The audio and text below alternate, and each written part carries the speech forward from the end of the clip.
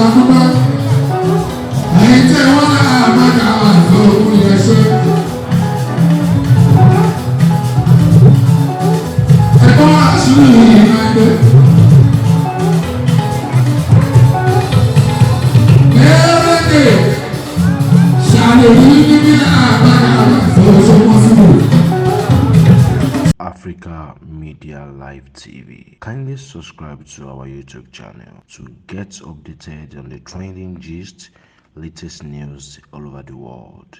Like our page, subscribe, and share.